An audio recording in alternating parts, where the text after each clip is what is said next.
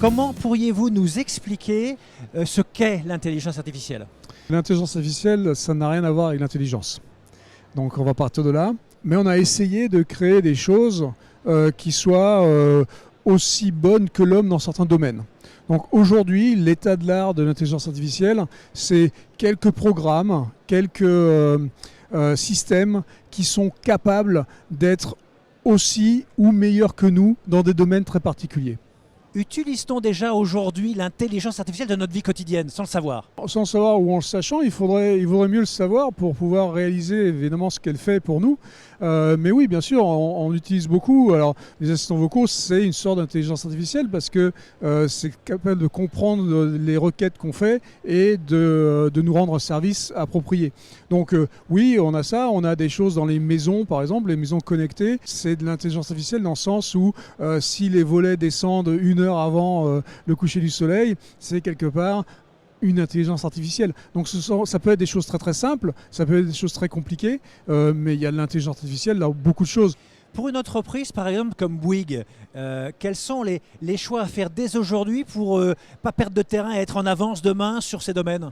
Alors, il faut certainement comprendre déjà pour qui, à qui on s'adresse. Est-ce qu'on s'adresse au client final ou est-ce qu'on s'adresse aux gens qui vont manager des communautés, des constructions? Donc il faut comprendre à qui on s'adresse. Une fois qu'on a compris ça, il faut comprendre quels sont les services qui peuvent être rendus. Et donc en fonction de ça, on va pouvoir créer des assistants, créer des intelligences artificielles qui vont aider à faire en sorte que la vie de ces gens-là soit plus agréable, plus facile.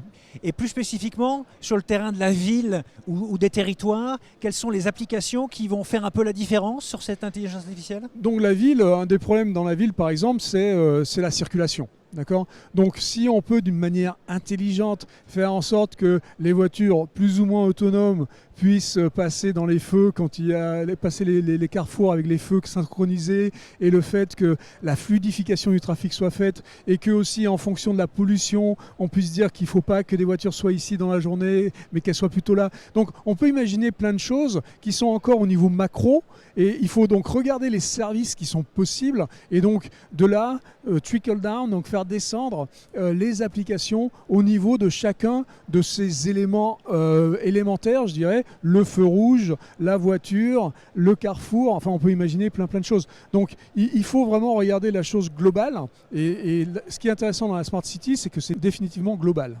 Et quels vont être les impacts pour nos collaborateurs?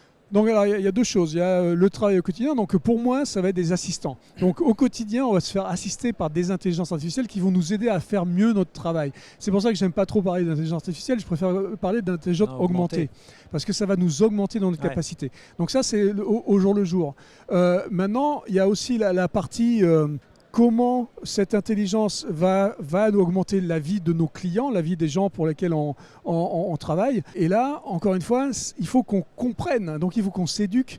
Et donc, nous, en tant que professionnels d'un domaine, il va falloir qu'on s'éduque complètement dans ce domaine pour pouvoir comprendre ce que les gens feraient. Et donc, une des choses qui va arriver pour tous les collaborateurs des entreprises comme Bouygues par exemple, ça va être de s'éduquer parfois dans des domaines sur lesquels on n'était pas spécialiste. Ouais. Et donc il va falloir de plus en plus regarder à côté et s'intéresser à ce que font les autres aussi, parce que à la fin, comme je disais, c'est une vision macro et donc il va falloir intégrer les gens qui font les carrefours, les gens qui font les feux rouges, les gens qui font autre chose, et donc comprendre un peu tout ça et pas devenir forcément des spécialistes de tout, mais d'être un spécialiste du tout.